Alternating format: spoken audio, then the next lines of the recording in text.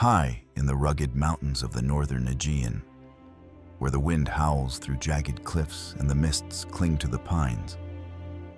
A kingdom once lay in the shadows of its more famous neighbors. The Greeks to the south called them half-barbarians, mountain folk with rough manners and rougher weapons. To the great powers of the world, they were a footnote, a forgotten people on the edge of history. But from these hills, under the reign of a cunning king, rose an army unlike any the world had seen. A wall of spears stretching like a steel forest, moving as one, striking like thunder. And behind that wall came a boy who would become a god to some and a nightmare to others. His name would echo across continents. His horse's hoofbeats would shake the earth from Greece to India. His shadow would fall over empires, and even death could not silence the legend. This is the story of Macedon. The kingdom that defied the odds, shattered the mightiest empire of its time, and carved its name into eternity. The first light of dawn spills across the jagged peaks of the Pindus Mountains, turning the frost-dusted ridges to gold. Down in the valleys, where the mist still clings like a blanket, smoke curls lazily from stone hearths. Somewhere, a shepherd's horn echoes against the cliffs, answered by the bleating of goats. The wind carries the scent of pine and earth, sharp, cold, and clean. This is Macedonia, long before the world feared its name.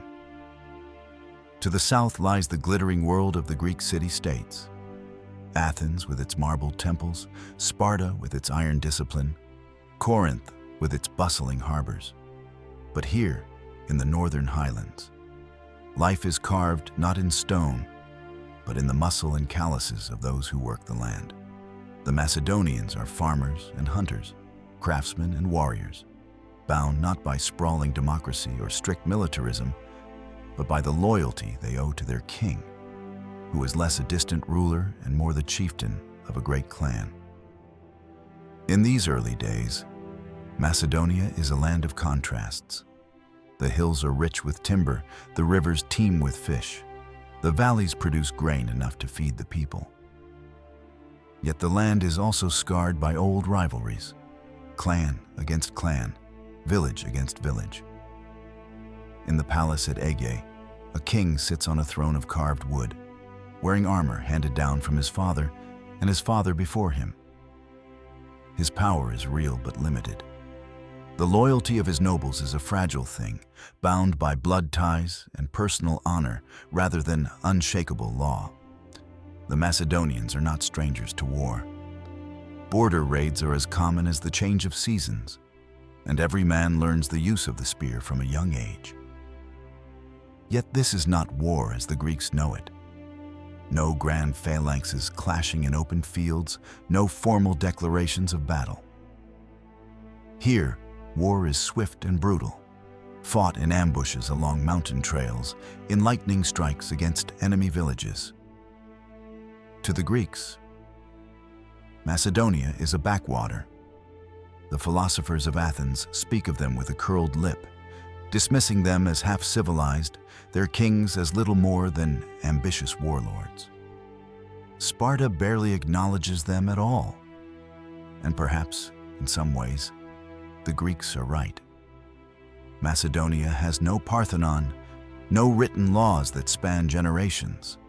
The stories of their people are told not on parchment, but around firelight, in the songs of bards and the boasts of warriors.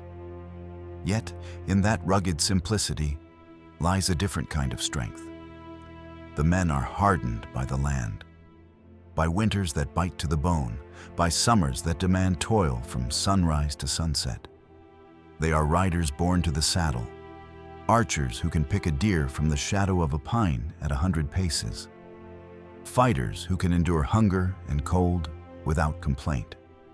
The women are no less strong, keeping the hearth and harvest when the men are called to fight. Macedonia's kings rule by example. They dine with their warriors, bleed alongside them in battle, Victory is rewarded with feasts and spoils. Failure is met with exile or death. In this land, a king cannot afford to be weak. And yet, something stirs. The land is restless. The mountains, so long a shield, also keep the Macedonians penned in. To the east, the rich plains of Thrace call to them. To the south, the fractured Greek city-states offer both opportunity and danger. There is trade to be won, alliances to be forged, or enemies to be broken. But to seize these things, Macedonia must change. Whispers drift through the markets and mead halls. Perhaps the time has come for the scattered clans to stand as one. Perhaps the day is near when Macedonia will no longer be the shadow at Greece's northern border, but a force that shapes the fate of the world. But for now, life goes on much as it always has. The sun climbs higher, burning away the mist. Farmers take to the fields with wooden plows. Hunters shoulder their bows and vanish into the forests. Children chase each other along the riverbank, their laughter ringing against the cliffs. None can imagine the storms that will one day roll down from these mountains, storms that will drown empires. Still, the seeds are there, hidden in the stony soil. Seeds of ambition, seeds of unity, seeds of a kingdom that will one day bear kings whose names are spoken in every corner of the known world. From the ridge above the valley, an old warrior watches the sun crest the horizon. His armor is dented, his beard shot with gray, but his eyes are sharp. He has fought in the border skirmishes, bled in the mountain passes. He has seen kings rise and fall. And he knows, though he cannot say why, that the next generation will live in a different Macedonia, one not content to guard its hills, but to march beyond them. The wind shifts, carrying the faint sound of a distant lyre. The old man turns toward the south, toward the lands of marble and gold. Somewhere out there, the Greeks still scoff, still laugh at the thought of Macedonian power. The old man smiles, not because he shares their scorn, but because he knows what they cannot yet see. Change is coming, and in chapter 2, we will step into the shadow cast by Greece itself and see how a kingdom dismissed as barbaric begins its long, calculated march toward greatness.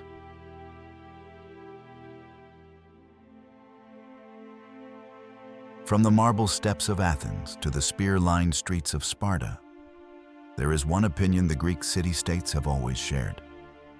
Macedonia is not their equal. To the cultured eyes of the South, the Macedonians are hillmen, rustic, rough-edged, and unrefined. In the symposiums of Athens, philosophers speak of them with a knowing smirk, calling them barbarians in bronze. In the training grounds of Sparta, young warriors joke that a Macedonian phalanx is nothing more than a mob of farmers holding pointy sticks.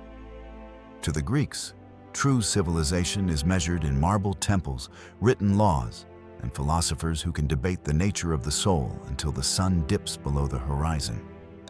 Macedonia has none of these. Not yet. It is easy to underestimate a people when you see them only from a distance. From afar, the Macedonians are simply riders on small, sturdy horses. Hunters in cloaks of wool, kings whose crowns are nothing more than iron circlets. They are seen as outsiders, close enough to be familiar, yet far enough to be dismissed. And yet, the Macedonians do not live in ignorance of Greece's opinion. They hear the mockery. They feel the sting of exclusion when the great games of Olympia treat their kings as foreigners. They know that in the eyes of Athens, they are not heirs to the glory of Homer's heroes, but intruders, imitators. Still, Macedonia is no stranger to Greek influence. Trade winds blow south to north, carrying amphorae of Athenian wine, scrolls of Greek poetry, fine pottery painted with myths of gods and heroes. In return, Macedonian timber, horses, and grain make their way into Greek markets. The language of the court increasingly adopts Greek words. The young nobles of Macedonia begin to study under Greek tutors, learning philosophy and rhetoric alongside horsemanship and archery. But there is a difference between imitation and assimilation. The Macedonians absorb what is useful, but they do not shed their mountain-born identity. Their warriors still prefer the open sweep of the highlands to the tight, claustrophobic streets of a Greek polis. Their kings still hunt alongside their men, feast with them, bleed with them. The songs they sing around the fire tell not of city councils or public forums, but of raids in the hills, duels on horseback, and the unyielding loyalty between warrior and lord. History, however, has a way of testing those who linger in the shadows. Macedonia's borders are never truly at peace. From the north come Illyrian raiders, fierce, swift, and merciless. From the east, Thracian tribes strike without warning, plundering villages before melting back into the forests. And from the south, the Greek city-states themselves, quick to interfere when a Macedonian king grows too bold or too ambitious.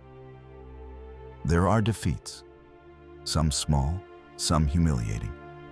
A king is slain in battle, his head displayed on an enemy's spear. A border fortress falls after a siege, its defenders scattered. Ambitious rivals, within the kingdom plot with foreign powers, trading loyalty for promises of gold. These wounds cut deep into Macedonian pride, but they also teach a bitter lesson. Bravery alone is not enough. Courage without discipline, valor without coordination, will crumble before a well-organized foe. In the great halls of Igi, under the flickering light of oil lamps, the nobles begin to speak of change. They remember the sting of Greek arrogance, the humiliation of defeat, the endless cycle of raids and reprisals. And they begin to ask, what if Macedonia could be more than a kingdom on the edge? What if the Greeks, instead of mocking us, feared us? This is not the dream of a single man. It is a slow awakening, a realization that to stand in the shadow of Greece forever is to accept a fate of irrelevance. If they are to step into the sunlight, they must match the Greeks, not just in arms, but in discipline. They must craft an army that can hold the line against Sparta, strike faster than Athens can rally, and endure longer than the mercenaries of Corinth. From the mountains to the coast, a new mood begins to spread. The younger generation of warriors speak openly of uniting under a single banner. They train not just for the next raid, but for campaigns beyond the borders. Ambitious nobles see the chance for greater glory and greater plunder if Macedonia can rise to meet Greece as an equal. But ambition is dangerous without a guiding hand. The kingdom is still fractured, its loyalty divided among powerful clans. All it would take is a single weak king or a poorly timed war to undo the fragile balance and plunge Macedonia into chaos once more. Somewhere in the hills, an old storyteller sits by the fire and tells of the heroes of Homer, their cunning, their courage, their victories. But he adds something the Greeks never would. The greatest heroes are not those born into power, but those who seize it in the face of scorn. His audience listens closely, the flames flickering in their eyes. For now, the shadow of Greece looms large. But in that shadow, seeds of transformation take root. All that is needed is a leader with a vision and the will to turn them into something unstoppable. And soon, that leader will come. In chapter 3, a young king will rise, a man named Philip, who will take a kingdom of scattered clans and forge it into the most disciplined war machine the ancient world has ever seen.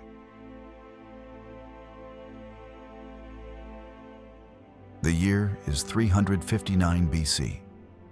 Macedonia bleeds. The Illyrians have swept down from the north, leaving villages burned and fields barren. The kingdom's army lies shattered, its morale in ruins. To the east, the Thracians circle like wolves, ready to tear apart whatever is left. And to the south, the Greek city-states watch with cold calculation, some eager to carve up the corpse of a faltering kingdom. In the royal court, whispers fill the air. Some speak of surrender, others of finding a foreign prince to take the throne. But fate chooses otherwise. Onto the throne steps Philip, the younger brother of the slain king Perdiccas III. He is just in his early 20s, yet already carries the scars of war. He has been a hostage in Thebes, a witness to the greatest military minds of the Greek world, and a survivor of a kingdom in perpetual crisis. Philip is no dreamer. He knows Macedonia does not have the luxury of slow reform. The kingdom needs more than a ruler. It needs a weapon. And so he begins. First, he rebuilds the army from the ground up. The old spears, barely the length of a man, are replaced with sarissas, ashwood pikes 6 meters long, so heavy they require both hands to wield. With these, a Macedonian phalanx becomes an impenetrable wall, bristling with steel that reaches the enemy before their shorter weapons can even touch it. Soldiers are drilled relentlessly, learning to move as a single organism. Every step, every thrust, every pivot, timed to the beat of a war drum. But Philip knows that a wall alone cannot win wars. He turns his attention to the cavalry. The Companion Cavalry, a corps of elite horsemen, becomes his sword, while the phalanx serves as his shield. He trains them to strike like a hammer on the enemy's flank or drive straight into their heart when the moment is right. This coordination between infantry and cavalry is not just clever, it is revolutionary. The changes go beyond weapons and tactics. Philip instills discipline that Macedonia has never known. No longer will soldiers fight as individuals. Now they fight as parts of a whole. No longer will nobles raise private bands of warriors loyal only to their clan. Now all serve the king's command. He rewards merit, not just noble birth, elevating commoners who prove themselves on the field. The army becomes a ladder for the ambitious, and Philip is careful to ensure that loyalty to him is the surest way to climb it. His enemies underestimate him at first. They see a small, battered kingdom and a young ruler. But one by one, those enemies fall. Border tribes are crushed or bent to his will. Rebellious nobles find their strongholds surrounded by the king's new army. Siege engines pounding their walls, phalanxes advancing in perfect formation. Philip does not simply defend his borders, he expands them. Through war, diplomacy, and marriage alliances, he binds the fragmented regions of Macedonia into a single realm. The economy begins to hum with the trade of timber, horses, and grain. The once mocking Greeks start to take notice. And then comes Chaeronea. In 338 BC, Athens and Thebes, long rivals, set aside their enmity to stop Macedonia's rise. They gather their forces in the plains near the town of Chaeronea, confident that their combined might will crush Philip's ambitions. The battle is fierce, dust and steel filling the air. But Philip's strategy is masterful. He draws the Athenians forward, feigning retreat, then wheels his cavalry into their exposed flank. At the same moment, a young commander, Philip's own son Alexander, leads a devastating charge that shatters the Theban sacred band. By day's end, the Greek alliance lies broken. Greece, for centuries a land of independent city-states, is now under Macedonian hegemony. Philip is declared the leader of the Corinthian League, master of a unified Greece, at least in name. he does not destroy his defeated foes. Instead, he binds them to him, securing their loyalty for the greater war he envisions. For Philip has a vision. Greece, united, can do what it has never done before. Take the fight across the sea into the heart of the Persian Empire. It is a dream of glory, of vengeance for the Persian invasions of the past, and of an empire to rival any in history. Philip's reign transforms Macedonia from a mountain kingdom mocked by its neighbors into the most disciplined and formidable military power in the ancient world. His genius lies not just in tactics, but in understanding people, the ambitions of his nobles, the pride of his soldiers, the fears of his enemies. He shapes all of it into a weapon aimed at the horizon. AoE 2 parallel, light touch. In Age of Empires 2, Macedonia, when represented through custom scenarios or mods, mirrors Philip's legacy: heavy infantry that can withstand punishment, cavalry that can break through the toughest lines, and an economy designed to sustain prolonged campaigns. Just as in history, their strength lies in relentless pressure, the ability to lock an opponent in place, and the decisive strike of elite cavalry. Yet even the sharpest sword must one day pass to another hand. In the wake of Cheronea, Philip stands on the threshold of his greatest campaign, but destiny has other plans. For in the ranks of his army stands a prince, a youth just 20 years old, who has already tasted battle and shown the brilliance of a seasoned general. This son will inherit not only the crown, but the most fearsome army the world has ever seen. And with it, he will march beyond the dreams of his father. In Chapter 4, Alexander takes the reins, and the world will never be the same. The year is 336 BC. The torches flicker in the royal palace of Aegae. A king is dead. Philip II, the architect of Macedonia's rise, lies slain, cut down not on the battlefield, but in the heart of a celebration, murdered by an assassin whose motives will forever be clouded in intrigue. The great strategist's voice is silenced, and with it, some believe, the future of Macedonia's ambitions. The kingdom trembles. Rivals inside and outside its borders smell weakness. In Athens, whispers rise. Without Philip, the Macedonians are nothing. In Thebes, old embers of defiance begin to glow. Across the Persian Empire, envoys scribble hurried reports to their king. The lion is dead. Now is the time to strike. Onto the throne steps a man barely more than a boy, Alexander, just 20 years old. His hair is the color of pale gold, his gaze sharp and unyielding. He inherits a kingdom wrapped in danger and a legacy so vast that even seasoned rulers might falter under its weight. But Alexander has been groomed for this moment since birth. From his mother, Olympias, he has inherited a burning belief in his destiny.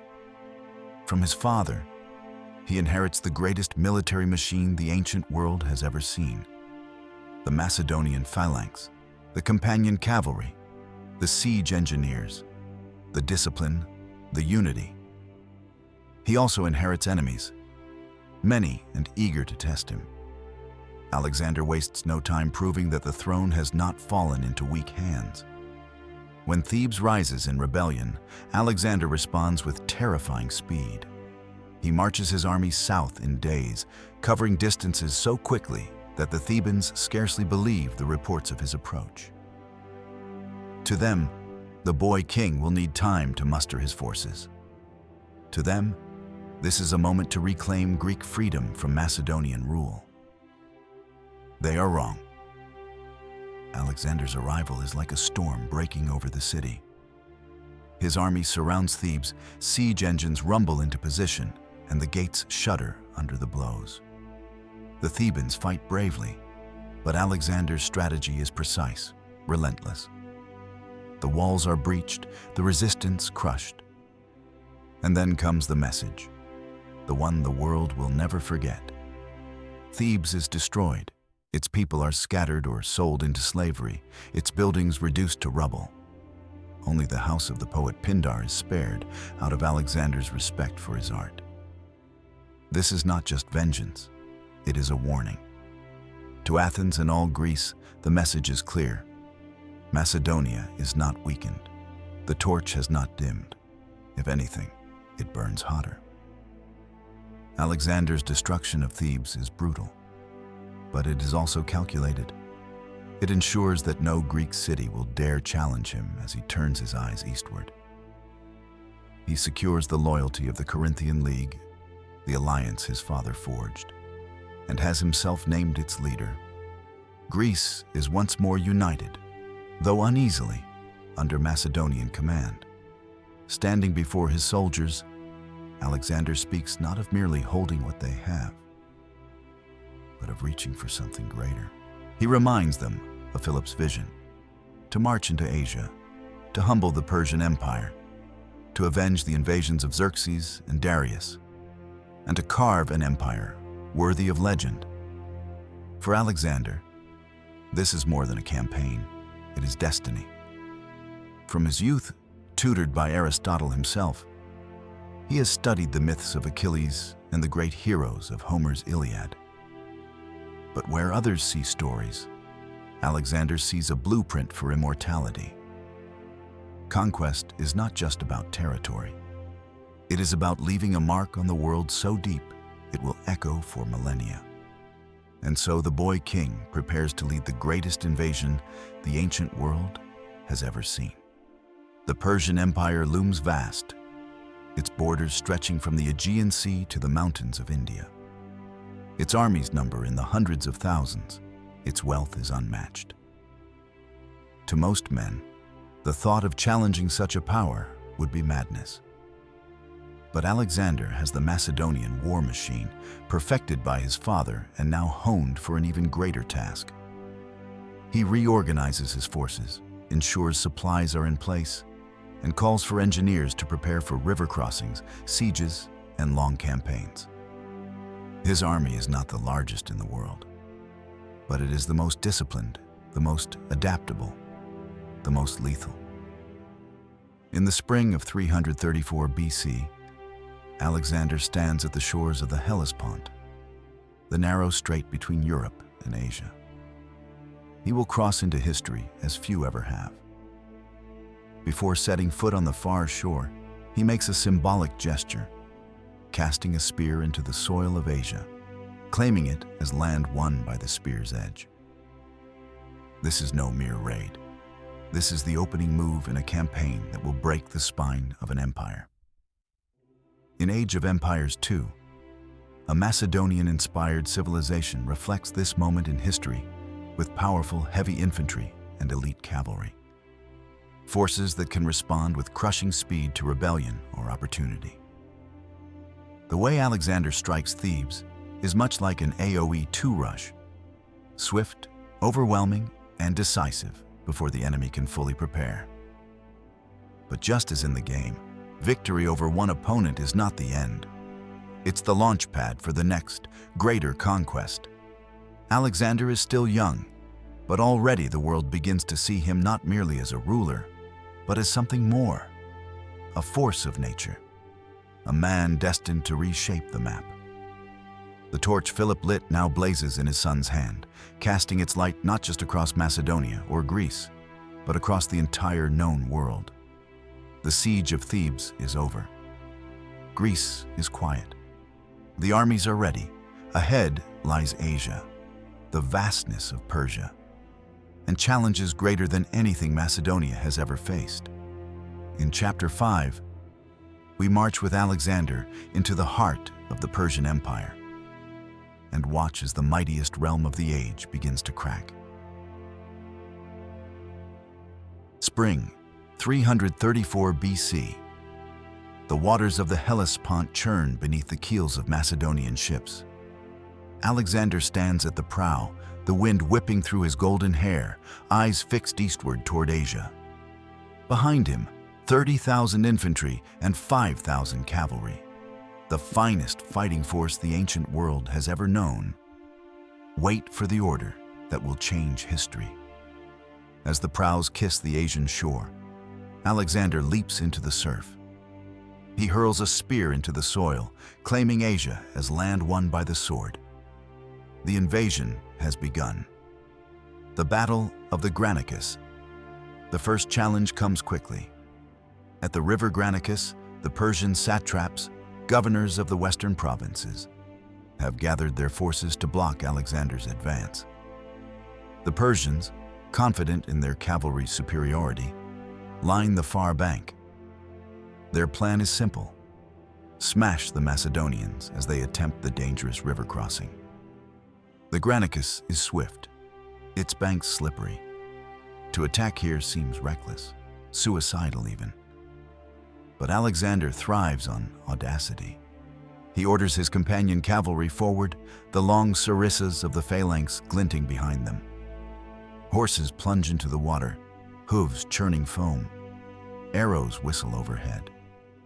The river's current tugs at the soldiers' legs, but Alexander is already across, driving into the enemy ranks like a thunderbolt.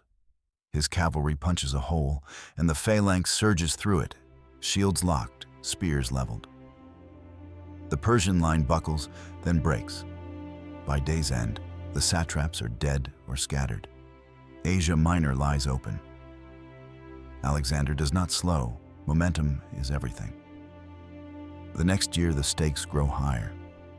At Issus in 333 BC, Alexander faces not just satraps, but the great king himself, Darius III, ruler of the Persian Empire. The battlefield is narrow, hemmed in by mountains and sea, a place where numbers matter less than discipline. Darius's army dwarfs Alexander's, yet the terrain robs the Persians of their advantage. Alexander anchors his center with the impenetrable wall of the phalanx, long sarissas bristling like a living fortress, while he takes command of the right flank with the companions. At the critical moment, he sees his chance. Darius's left flank falters under the pressure. Alexander wheels his cavalry like a scythe, driving hard into the gap. The charge is devastating. Persian lines crumple, and panic ripples outward. Darius, seeing the tide turn, flees the field, abandoning his family to Alexander's mercy. The victory at Issus sends shockwaves across the ancient world. Macedonia has not just challenged the Persian Empire, it has bloodied its king. 2 years later comes the reckoning. Darius has rebuilt his army, assembling a force so vast it seems to blot out the horizon. Perhaps 200,000 men, with war elephants, scythed chariots, and cavalry from every corner of the empire. The chosen battlefield is Gaugamela, an open plain where Persian numbers and mobility should crush any smaller force. Darius even has the ground leveled to favor his chariots. Everything is prepared to end the Macedonian threat once and for all. Alexander studies the field with a predator's patience. He knows that the key to victory is not brute force, but precision. His plan is simple, dangerous, and utterly Macedonian. Hold the center with the unshakable phalanx, stretch the Persian line thin, and then strike at its heart with the companions. When battle begins, the Persian chariots thunder forward, but disciplined Macedonian troops open their ranks, letting the chariots pass harmlessly before cutting them down from the sides. The phalanx grinds forward, holding under incredible pressure, their sarissas a forest of death. Then comes Alexander's moment. He leads the companions in a feigned retreat to the right, pulling part of the Persian cavalry with him. The gap he wanted opens in the center. Without hesitation, he wheels and drives straight through it, aiming for Darius himself. The Persian king, seeing the Macedonian wedge bearing down, loses his nerve.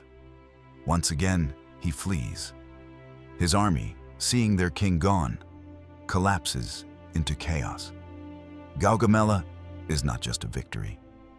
It is the death blow to the Persian Empire. Babylon, Susa, and Persepolis fall in succession. The empire that once threatened all of Greece is no more. The art of combination. In these battles, Alexander's genius lies not only in bravery but in harmony. Phalanx and cavalry moving as one. Infantry holding the line while cavalry strikes where it matters most. It is war as choreography, every step timed, every motion aimed at breaking the enemy's will. In Age of Empires 2, the Macedonian spirit shines in a player's ability to blend unit types seamlessly. A solid infantry corps, like the phalanx, anchors your army, while mobile heavy cavalry delivers decisive blows. Against a larger opponent, good coordination can turn the tide, just as Alexander's mix of steadfast defense and sudden, crushing offense shattered Persia's might. The empire crumbles. By 330 BC, the once mighty Persian Empire is gone, its king a fugitive, its treasures in Macedonian hands. Yet for Alexander, conquest is never enough. The maps he carries do not end at Persia. His ambitions stretch to the edges of the known world and beyond. His men have followed him through rivers and deserts, over mountains and plains, defeating every army that dared face them. But now, whispers rise in the camp. Where will he lead us next? In Chapter 6, we march with Alexander into lands no Greek has ever seen, across the roof of the world, through burning deserts, and into the mists at the edge of the map. From the sands of Egypt to the jungles of India, the sun never set on Alexander's empire. The year is 332 BC. The great king of Persia lies defeated, but Alexander's hunger for conquest burns hotter than ever. He does not stop to consolidate his victories. Instead, he turns his gaze toward the rich ports of the Mediterranean and the fabled lands beyond the eastern horizon. His first challenge is not a battle in open fields, but a city that floats on the sea. Tyre, the jewel of Phoenicia, sits half a mile offshore, its towering walls rising from the waves. A direct assault is impossible. The Tyrians taunt him from their ramparts, confident that the sea is their shield. But Alexander's genius thrives where others see dead ends. If the sea blocks the way, he will build a road over it. Stone by stone, his men construct a causeway from the mainland to the island fortress. The Tyrians counter with fire ships, arrows, and siege engines of their own. But the Macedonian war machine grinds forward relentlessly. When the causeway reaches the walls, siege towers roll into place. The crash of rams, the thunder of stones from catapults, and the screams of the defenders merge into a deafening storm. After 7 brutal months, the walls are breached. Macedonian troops pour in, and Tyre falls. The message is clear. No wall, no distance, no sea will stop Alexander. Across the roof of the world from Tyre, Alexander sweeps into Egypt, where the people, weary of Persian rule, welcome him as a liberator. He is crowned pharaoh, founds the city of Alexandria, and seeks out the oracle of Siwa, which greets him as the son of Zeus Ammon. His legend grows with every step, but Egypt is only a chapter in a larger story. His eyes turn eastward, beyond Persia, toward lands only whispered about in Greek halls, India. The march is relentless. His army crosses the Hindu Kush, mountains so high that breath freezes in the chest and snow blinds the eyes. In Bactria and Sogdiana, he fights against fierce horse archers, adapting his tactics to counter their mobility. In scorching deserts, he shortens supply lines. In mountain passes, he narrows formations. And in open plains, he unleashes the Companion Cavalry. In 326 BC, Alexander faces King Porus on the banks of the Hydaspes River. The monsoon rains have swollen the waters into a raging torrent, and Porus waits with a powerful army, including war elephants, beasts no Macedonian has ever faced. Alexander knows that a direct crossing under enemy eyes would be suicide. So he moves his army up and down the river for days, masking his true intentions. On a stormy night, under cover of darkness and rain, he leads a picked force across at a hidden bend. The battle that follows is unlike any before. Elephants charge, trumpeting, scattering men and horses. The Macedonian phalanx holds, spears braced against the massive beasts, while archers and skirmishers target their vulnerable flanks. The companions sweep in on horseback, isolating and surrounding the Indian infantry. Porus fights with valor, refusing to flee even when wounded. Impressed by his courage, Alexander spares his life and restores him as a ruler under Macedonian authority. The respect between the two men becomes legend. By the time the Hydaspes is won, Alexander's empire stretches farther than any in history, from Greece and Egypt to the Indus River. It spans deserts, mountains, jungles, and seas, encompassing peoples of countless languages and customs. His greatest strength is not just in arms, but in adaptation. Against the Tyrians, he builds the road to their island. Against the horse archers of Central Asia, he adjusts formation speed. Against the elephants of India, he changes weapon focus. In every theater, he learns, adapts, and overcomes. In Age of Empires 2, this is the hallmark of a skilled player, flexible teching to counter whatever the opponent fields. The Macedonian spirit thrives in shifting strategy. Heavy infantry for sieges, cavalry for mobility, siege engines for fortresses. But just like in history, their forces have a weakness, lacking strong ranged units. In the game, this forces you to win through decisive, close-quarters blows, just as Alexander did. Yet even as the empire grows, cracks begin to show. The monsoon rains drench the Macedonians to the bone, their armor rusting, their spirits weary. Whispers of home grow louder. When Alexander proposes marching farther east, his veterans refuse. They have crossed the world, fought in every climate, bled on every battlefield. Now they demand to see their homeland again. Reluctantly, Alexander turns back. The journey home will take him through deserts harsher than any battle, and decisions that will shape the final chapter of his reign. In Chapter 7, we strip away the myths and look at the true engine of Alexander's success, the Macedonian war machine, a force of discipline, innovation, and raw power that conquered the ancient world. Behind every legend stands the army that made it possible. Alexander's victories were not the work of divine favor alone.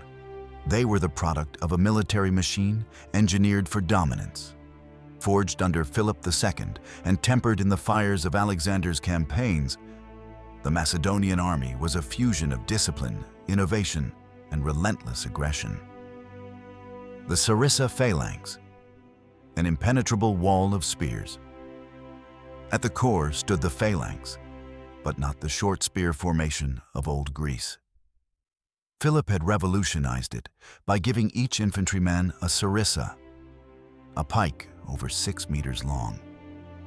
When braced by the first 5 ranks, it became a living forest of spear points, capable of impaling enemy infantry before they could even strike back. The phalanx's role was not to charge recklessly, but to hold the line like an unbreakable wall. It locked enemies in place, absorbing their attacks, while the rest of the army delivered the killing blow. In battle after battle, from Chaeronea to Gaugamela, this disciplined block proved impossible to break head-on. The Companion Cavalry, hammer to the anvil. If the phalanx was the anvil, the Companion Cavalry was the hammer. Elite horsemen, armored in bronze and wielding long Zistan lances, they did not fight as scattered raiders, but as a cohesive spearhead. Alexander often led them himself, thundering across the battlefield at the decisive moment, smashing into the enemy's exposed flank. Their speed, shock power, and precision coordination with the phalanx made them one of the deadliest cavalry forces of the ancient world. Siegecraft, breaking the unbreakable. Unlike many armies of the era, the Macedonians did not falter before fortified cities. Under Philip and Alexander, siege warfare became an art. Massive stone-throwing catapults, siege towers bristling with archers, and battering rams covered by protective mantlets turned city walls into temporary obstacles rather than permanent defenses.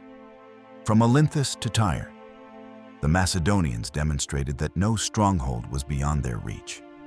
This combination of field and siege dominance meant that enemies had nowhere to hide, whether on open plains or behind towering walls.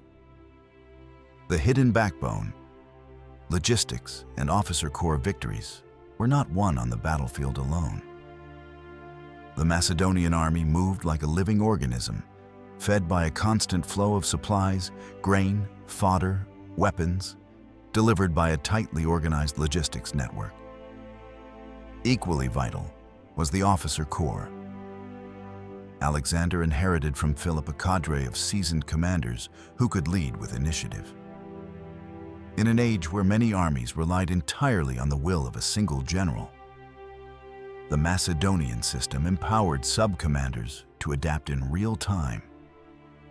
This allowed the army to respond to sudden threats and seize fleeting opportunities. Strengths: the engine of conquest.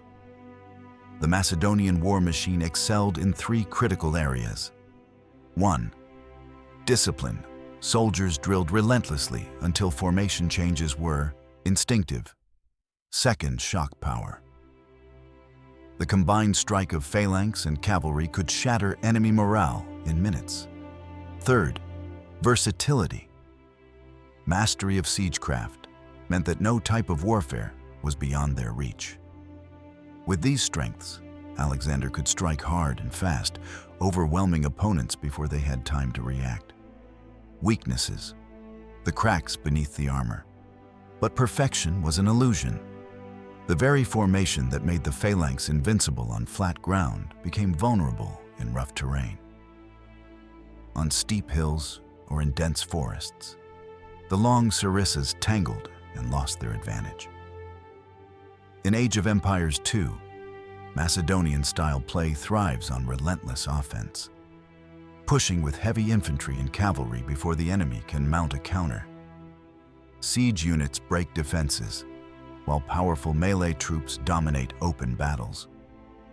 But just like in history, if the opponent survives the early onslaught and drags the fight into a war of attrition, especially with strong ranged fire, the Macedonian player begins to struggle. The lack of elite archers in-game mirrors their historical weakness in sustained ranged combat. Victory demands decisiveness. The machine at its peak. Under Alexander, this military engine reached its zenith. The precision of the phalanx, the thunder of the companions, the crushing force of siege weapons, all worked in perfect harmony. No army in the known world could match its coordination or its will to win. But machines, no matter how perfect, are still bound to the limits of men. Fatigue, supply strains, and the endless march would test even this invincible host. And soon, those limits would reveal themselves, not in defeat, but in the slow erosion of unity. In Chapter 8, we follow Alexander beyond victory into the final, grueling stretch of his journey, where the glory of conquest meets the human cost of unending war. Every empire, no matter how vast, carries within it the seeds of its own limits. For over a decade, the Macedonian army had been a relentless force, a rolling tide of bronze and iron, that swept aside every obstacle in its path. From the rugged mountains of Greece to the golden sands of Egypt, across the palaces of Persia and the wild frontiers of India, they had conquered without pause. But as the years stretched on, the very momentum that had once brought them glory began to grind them down. The unending road, victory had become routine. Yet, so had marching. One campaign blurred into the next, the seasons marked not by festivals or harvests, but by the steady rhythm of boots on foreign soil. The men marched under a dozen different suns, blazing deserts, humid jungles, snow-dusted passes, each climate demanding a new kind of endurance. In Gedrosia, the heat was so fierce that armor scorched the flesh beneath it, and the desert winds scoured skin like sandpaper. In India, monsoon rains turned roads into rivers of mud, drowning supply wagons and rotting food stores. No sooner had one hardship been endured than another loomed on the horizon. The road to glory was proving longer and harsher than anyone had imagined. A kingdom too far behind the advancing columns lay a sprawling empire, vast enough to swallow the known world.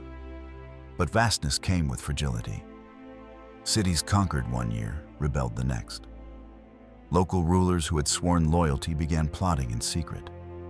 Garrisons were spread thin, manned by soldiers who would rather be home than guarding restless subjects.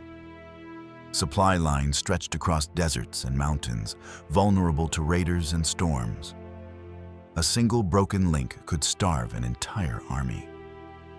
And as Alexander pushed deeper into unknown lands, those links grew weaker, like a rope fraying strand by strand. The king's gaze was always fixed forward, but the shadows gathering behind him grew longer with each step. Men of flesh and blood him. At Ephesus, the tension broke. It was not fear that drove the mutiny. It was exhaustion. The veterans had followed Alexander for years, through deserts, sieges, and the clash of empires. They had faced war elephants and fortress walls, and they had triumphed every time. But their bodies bore the cost. Scars webbed across their skin, old wounds ached in the cold, and many had buried friends far from home. They had left Macedonia as young warriors hungry for glory. Now they were men aged beyond their years, longing for wives they hadn't seen in a decade, and children who might not even know their faces. No speech, no promise of future riches could stir them. They wanted not another battlefield, but the hills and valleys of their homeland. For the first time, Alexander's will was not enough to move them forward. The invisible enemy. Time. History often speaks of armies broken by steel and fire, but the Macedonian army was broken by something more patient. Time itself. Every mile eroded strength. Every battle consumed irreplaceable veterans. Every year dulled the sharp edge of discipline. Alexander's forces were still unmatched in tactics and courage, but their ability to sustain long campaigns was slipping away. In earlier years, they had struck like a thunderbolt, ending wars before the enemy could recover. Now, they were caught in drawn-out marches, where fatigue and attrition were deadlier than enemy spears. Too parallel, when the push stalls in Age of Empires 2, a Macedonian-style rush can overwhelm opponents before they can mount a proper defense. But if the initial strike drags into a prolonged war, the advantages fade. Resources run dry, replacements are slow, and the once unbreakable front line begins to thin. The enemy has time to rebuild, to adapt, and to strike back. The real Macedonian army faced exactly this problem. Their strategy was designed for decisive victories, not endless campaigns. And in both history and the game, when momentum dies, the clock begins to work against you. Marching home. When Alexander finally turned his army westward, It was not with the triumphant surge of a conqueror, but with the slow, weary steps of survivors. The return journey was itself a gauntlet. Deserts that swallowed men whole, storms that sank ships, and unrest in newly conquered territories. Yet even in retreat, their discipline never fully broke. They were still the army that had shattered the Persian Empire, still bound by the shared trials of a decade of war. But the golden sheen of constant victory had dulled. The reality of human limits had caught up with them. The lesson of glory's boundaries.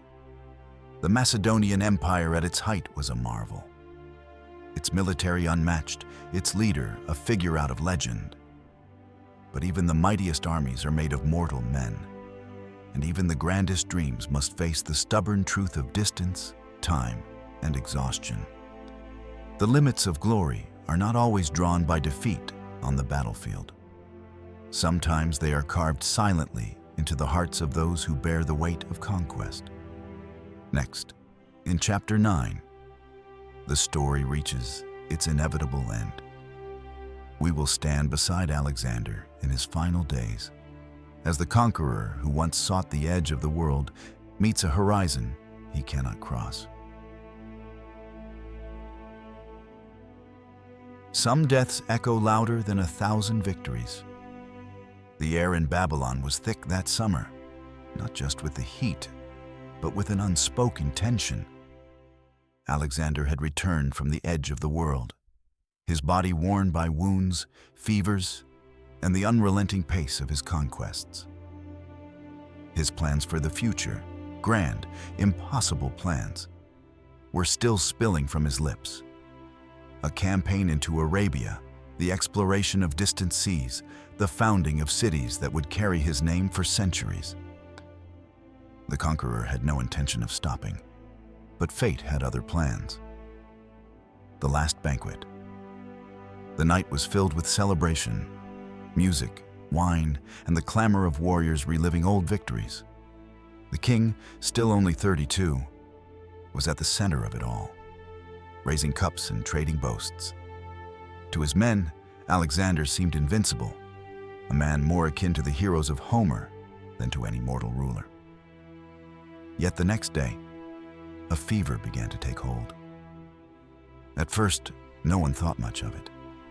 This was a man who had marched through deserts, fought through arrow storms, and climbed fortress walls himself. But the fever did not pass. Day by day, his strength ebbed. He could no longer stand without help. Soon, he could not speak above a whisper. And then came the silence. Alexander, the voice that had commanded empires, lay mute, his thoughts locked away behind unblinking eyes. The question of the future. In the palace of Babylon, the most powerful men in the world gathered in hushed, frantic councils. They all knew what the loss of Alexander would mean. Without him, the empire was a magnificent structure with no foundation. There was no heir old enough to take the throne. His son, Alexander IV, had not yet been born. His generals, men who had followed him across continents, looked at one another and saw rivals rather than brothers. The seeds of division had already begun to sprout. When asked to name his successor, the dying king is said to have whispered, "To the strongest." Whether those words were truth or legend, they became a curse, the spark that would ignite decades of wars between his former companions. The final farewell. On his last day, the army filed past his bed. One by one, veterans who had marched with him from Macedonia stood at his side, taking his hand or bowing in silence. Some wept openly. Others clenched their jaws, unwilling to let their grief show. In those moments, titles and victories faded away. He was no longer Alexander the Great, the unstoppable force of history. He was their commander, their comrade, and for many, the only constant in years of war. When the last soldier had passed, Alexander breathed his final breath. The empire without its heart The news spread like a shockwave. In Babylon, wails filled the streets. In faraway provinces, governors and satraps hesitated, uncertain whether to honor the dead king's authority or seize their own power. The empire he had built stretched from the Mediterranean to the Indus, but without his will to bind it, cracks began to show instantly. Cities that had bowed to him in awe now tested their chains. Generals carved territories for themselves, claiming to protect the legacy of their king even as they fought one another. The dream of a united Macedonian Empire began to dissolve before his body was even laid to rest. The unfinished map. Alexander died with his ambitions incomplete. Arabia lay unconquered. The vast lands beyond India remained unknown to the Greeks. His plans for a fleet to circle Arabia, for new cities to anchor trade routes, for blending East and West into a single culture, all were left unrealized. And so the question has haunted history ever since.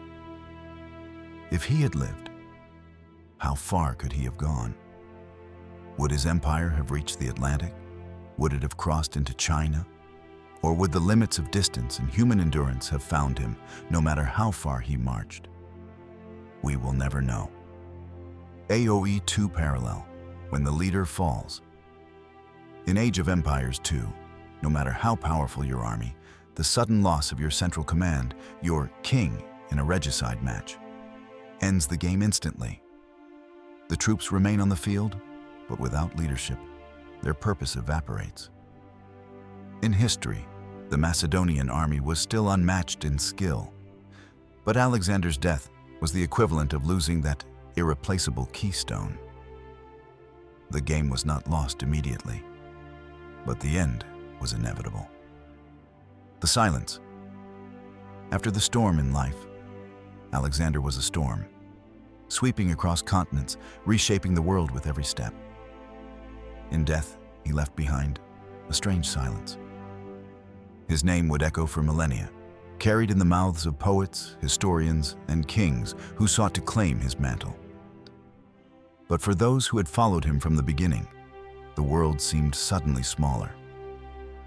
The golden age of Macedon had ended not with defeat, but with the absence of the one man who had made it possible. And yet, endings are not the same as erasure. Alexander's empire would fracture, but his legend would only grow. For in the end, the measure of his life was not simply in the lands he conquered, but in the impossible standard he set, a standard that no one, before or since, has truly matched. In our final chapter, we will step back from the battles and the maps to ask the lasting question: what remains of Macedon when the conqueror is gone?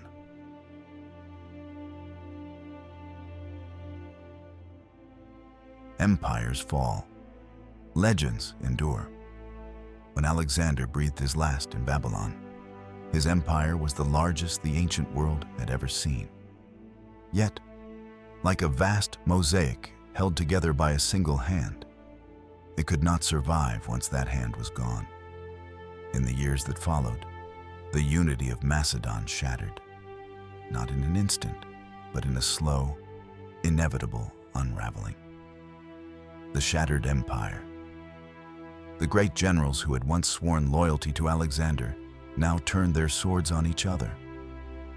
They were known as the Diadochi, the successors, and each claimed to guard his vision while carving out realms for themselves. From the chaos emerged three great powers. The Ptolemaic kingdom in Egypt, ruled by Ptolemy, who took the wealth of the Nile and built Alexandria into a jewel of learning and commerce. The Seleucid Empire, stretching from the Aegean deep into Persia, a vast and often unstable fusion of East and West. The Antigonid dynasty in Macedonia and Greece, holding the homeland but constantly defending it from rivals. These kingdoms would war with each other for generations. Yet they all carried fragments of Alexander's dream. His empire was dead. His influence lived on. the cultural earthquake. It was not only soldiers and kings who felt his shadow. Greek language, art, and ideas spilled far beyond the Aegean. In cities from Egypt to Afghanistan, markets buzzed with merchants speaking in a shared tongue. Temples and theaters rose in places where Hellenic culture had never set foot. Philosophers debated under colonnades thousands of miles from Athens.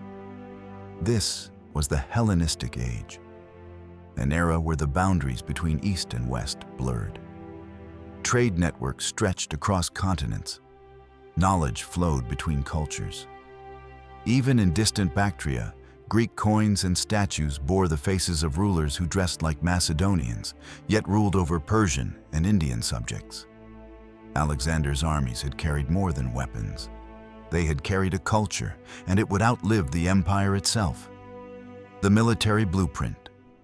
On the battlefield, his influence was just as lasting. Rome, rising in the west, studied the Macedonian phalanx and adapted its discipline, logistics, and combined arms tactics. Siegecraft advanced because of the machines his engineers perfected. Cavalry maneuvers, coordination between infantry and horse, and the concept of relentless offensive pressure all bore the stamp of Macedonian innovation. In this sense, Alexander's army was not just a weapon of conquest. It was a prototype for the armies of empires yet to come. AoE 2 Parallel, the spirit of the tactician. In Age of Empires 2, the Macedonian style is not about overwhelming numbers alone. It's about precision, coordination, and striking at the enemy's weakness before they can respond. Even when the faction's limitations are clear, such as weaker archers, the right combination of units and aggressive momentum can dominate the battlefield. This mirrors their historical reality. Macedon's power did not lie in simply having more troops, but in wielding them with unmatched discipline and timing. It was this blend of strategy and audacity that allowed a small kingdom on Greece's northern edge to topple the greatest powers of its age. The final measure of greatness. What then is the legacy of Macedon? It is not simply in the maps shaded in imperial colors, for those faded long ago. It is in the echo of marching boots across continents, in the survival of Greek ideas in faraway lands, in the way future generals measured themselves against a man who conquered the world before his mid-30s. From a rocky, underestimated homeland, they rose to shake the earth. Their leader became a myth before the dust had settled on his last battlefield. And though the phalanx no longer marches, its thunder still rolls across the centuries. In every historian's telling, in every soldier's ambition, and even, in its own way, in every game played where strategy triumphs over strength alone. From a land once dismissed, they made the world tremble, and the thunder of the phalanx still echoes through the millennia. Empires rise and empires fall. But here, their stories live on. If you've marched with us through the battlefields of Macedon, if you've stood with the phalanx and ridden with the Companion Cavalry, then you're already part of the lost throne. There are countless more realms to explore, victories to win, and histories to bring back to life. But to keep this army marching, we need you. So rally with us, hit that subscribe button, ring the bell, and join our ranks. Every like, every share, every comment strengthens the realm and fuels the next great conquest. This is not just history. This is your place in the Empire's legacy. Until the next campaign, stand firm, fight smart, and never forget. The throne is never truly lost as long as we remember.